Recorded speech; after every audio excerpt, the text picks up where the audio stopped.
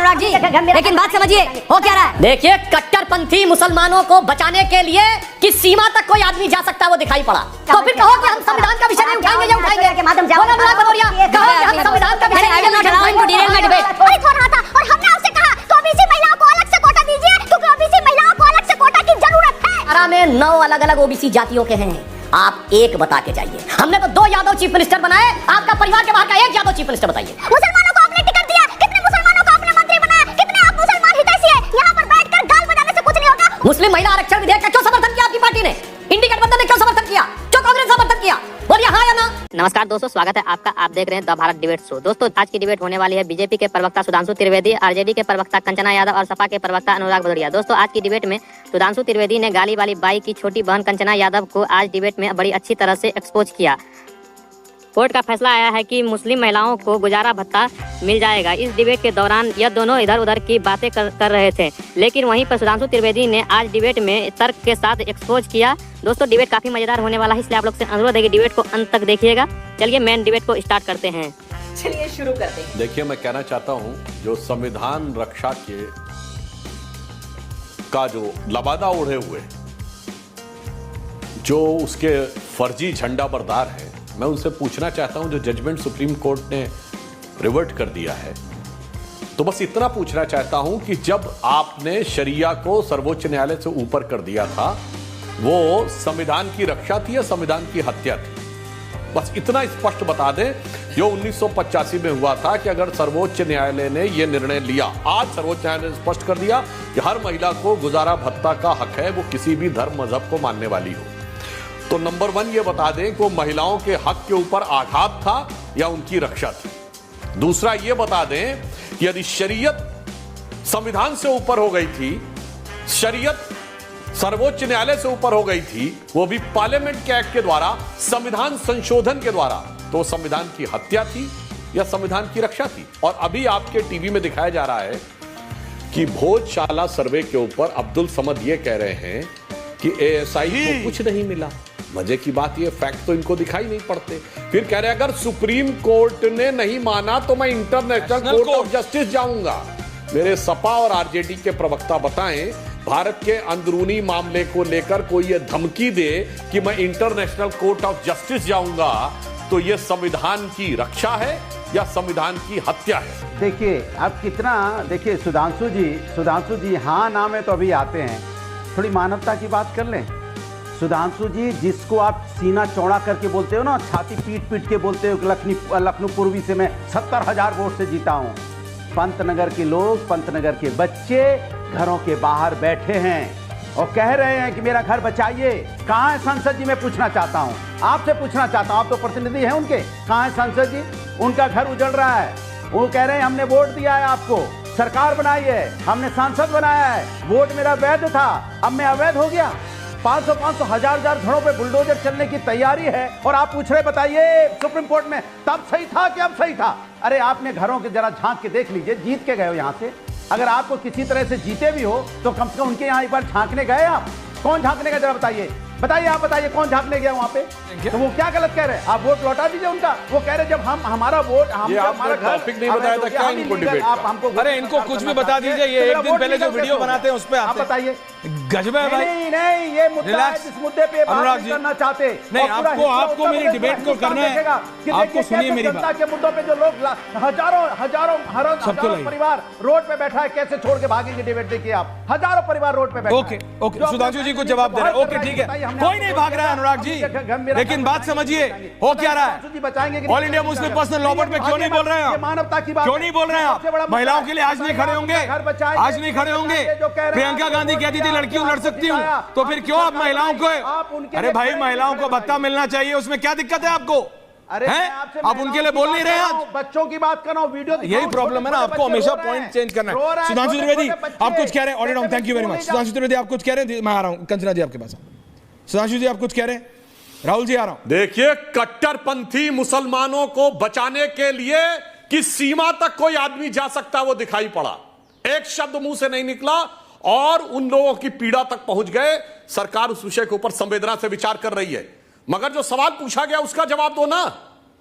सवाल से बचने के लिए आप उस घटना के ऊपर गए, तो मैं पूछना चाहता हूं AIM क्या समाजवादी पार्टी ने कोई कार्य स्थगन प्रस्ताव दिया है विधानसभा में? या अखिलेश यादव लोग नेता मतलब सदन में नेता हो गए, लोकसभा में क्या दिया नोटिस? बोलो। कि सिर्फ टीवी पर आकर शरीयत को सर्वोच्च न्यायालय से ऊपर आने के विषय के बचाव के लिए इसको यूज करना है। सोचिए, या तो इस व्यक्ति को पता ही नहीं है कि डिबेट किस विषय के ऊपर हो रही है, या फिर सोचिए निर्लज्जता की पराकाष्ठा है कि उस पर एक शब्द ना बोलना पड़े तो उस विषय को लेकर आओ। मैं मानता हूं वो एक संवेदनशील मुद्दा है और निश्चित रूप से सरकार संवेदनशीलता के साथ काम करेगी, परंतु एक स्थानीय विषय को लेकर आओ। तो मैं पूछना चाहता हूं, अगर संविधान से ऊपर है तो संविधान से ऊपर यह विषय उठाया है कि नहीं? अखिलेश यादव ने बोलो। डिबेट किस पे हो सकता है आपके लिए? अरे मैं तो कह रहा हूं भाई, दिखाई पड़ रहे हैं ना, तो फिर कहो कि हम संविधान का विषय नहीं उठाएंगे, ये उठाएंगे। बोलो अनुराग भदौरिया, कहो कि हम संविधान का विषय I will not allow him to derail my debate. सुनिए Anurag ji, thank you very much. मैं आपको अपनी डिबेट डिरेल नहीं करने दे रहा हूं, आप मेरी बात समझिए। कोई भी महिला हो, किसी भी धर्म से हो, वो चाहे इस्लामिक धर्म से हो, चाहे हिंदू हो, बुद्ध हो, जैन हो, जो भी हो, सबको बराबर का हक है, राइट है। भत्ता मिलना, नौकरी मिलना, गुजारा करना, फ्रीडम होना, सब कुछ का राइट है, सब कुछ का राइट है। और इसी राइट के तहत सुधांशु जी आपसे मैं पूछना चाहती हूँ, जैसे आप अनुराग जी से हाँ या ना में जवाब पूछ रहे थे, इसका जवाब कि जब महिला आरक्षण बिल अभी पारित हो रहा था और हमने आपसे कहा कि ओबीसी महिलाओं को अलग से कोटा दीजिए, क्योंकि ओबीसी महिलाओं को अलग से कोटा की जरूरत है, एससी महिलाओं को अलग से कोटा की जरूरत है, एसटी महिलाओं को अलग से कोटा की जरूरत है, और मुस्लिम महिलाओं को और बौद्ध महिलाओं को, जैन जिनका रिप्रेजेंटेशन प्रॉपर नहीं है, जो अल्पसंख्यक है हमारे देश में जितने भी हैं, उनको आरक्षण का हक है, अलग से कोटा की जरूरत है। तो आप लोग ने एकदम से मुंह पर चुप्पी साध ली, एक भी शब्द नहीं बोला उस पर। और क्या 29 तक लागू होगा, 30 तक लागू होगा, 47 तक लागू होगा, नहीं मालूम उसको, लेकिन आपने क्यों प्रोविजन नहीं दिया? अगर आप लोग महिलाओं की इतनी हितैषी हो तो बताओ, ओबीसी की महिलाओं को कोटा देने में क्या समस्या है आपको, और आप देंगे या नहीं? हाँ या ना में जवाब आपसे। राहुल देव जी, आप लगता है अपनी पार्टी की जानकारी लेकर नहीं आती है क्या? मुस्लिम महिला आरक्षण विधेयक का क्यों समर्थन किया आपकी पार्टी ने? इंडी गठबंधन ने क्यों समर्थन किया? क्यों कांग्रेस समर्थन किया? बोलिए हाँ या ना। मना कर देना चाहिए था, हम नहीं साथ में रहेंगे। यह है दोहरा चरित्र, संसद में समर्थन और पहले बोलिएगा, यहां डिबेट में आके वितंडावाद करना, यही होती हकीकत। और मैं दूसरी बात पूछना चाहता हूं, लालू प्रसाद यादव जी के टाइम में क्या पंचायतों में आरक्षण लागू था? बोलिए, एससी एसटी को आरक्षण लागू था? नहीं लागू होने दिया। जब नीतीश कुमार जी की सरकार आई है एनडीए गठबंधन की, तब लागू हुआ है। इसलिए मैं पूछना चाहता हूं, अगर आपने यह कहा है तो बोल दीजिए ना एक बार कि शाहबानो केस के ऊपर जो कांग्रेस ने किया था वो संविधान की हत्या थी। कहने से काम नहीं चलेगा। कंचना जी, और आपने कहा बौद्ध हो, जैन हो, सिख हो, तो बता के जाइएगा कि आज तक कोई गैर मुस्लिम क्या बना है माइनॉरिटी कमीशन का चेयरमैन? चुनौती से पूछता हूं, बता के जाइएगा कि अल्पसंख्यक मंत्रालय का कभी मंत्री गैर मुस्लिम बना है? हमने बनाया है। आज किरण रिजिजू जी मंत्री है, वो बौद्ध हैं। चुनौती से पूछता हूं, एक बौद्ध मंत्री बता के जाइएगा।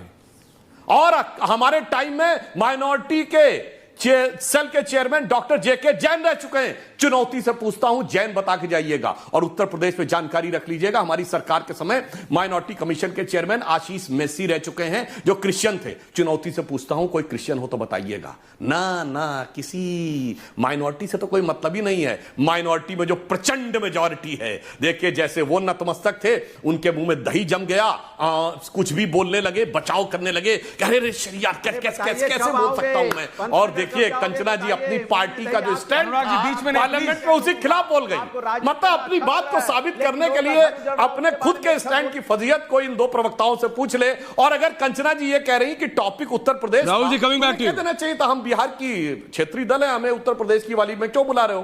क्या है, मुस्लिम तो छोड़ दीजिए सर, बाद में आपने उनको जब नहीं कोई जीत कराया तब उनको वापस लाकर राज्यसभा से और अन्य जगहों से आपने मंत्री वगैरह बनाया, ठीक है। लेकिन आप बताइए तो कितने मुसलमानों को आपने टिकट दिया, कितने मुसलमानों को आपने मंत्री बनाया, कितने आप मुसलमान हितैषी है? यहाँ पर बैठकर गाल बजाने से कुछ नहीं होगा। ओबीसी महिलाओं के रिजर्वेशन पे आपका क्या स्टैंड है, ये बोलना पड़ेगा। मैं आप फिर से बोल रही हूँ, होता है गाल बजाना, करना कुछ नहीं। और ओबीसी के बारे में बता देना चाहता हूं, केवल हमारे उत्तर भारत में उत्तर प्रदेश, बिहार, मध्य प्रदेश जितने सीएम और डिप्टी सीएम हुए और पीएम को मिला लीजिए तो 11 लोग, उसमें सिर्फ 2 लोग एक जाति के हैं। दो चीफ मिनिस्टर, बाबूलाल गौड़ और मोहन यादव यादव हैं और कल्याण सिंह जी उमा भारती जी लोध हैं। 11 में 9 अलग अलग ओबीसी जातियों के हैं।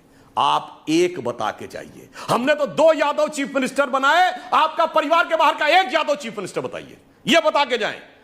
ओबीसी के नाम पे आप 2 ओबीसी जातियां नहीं गिना सकते जिनको कभी सीएम, डिप्टी सीएम या राष्ट्रीय अध्यक्ष बनाया हो। जातिवाद का चूरन है, परिवार को सब कुछ अर्पण है। देखिए इनकी पार्टी में गए तो है ना 5 लोग, यादवों के नाम पे कौन गए हैं? भैया जी, भाभी जी और भाभी जी के 3 देवर जी। तो डिबेट को अंत तक देखने के लिए धन्यवाद। तो दोस्तों आप लोग आज का डिबेट कैसा लगा आप लोग कमेंट सेक्शन में अपनी राय जरूर लिखें। साथ में ये वीडियो आप लोग अपने दोस्तों के साथ शेयर जरूर करें।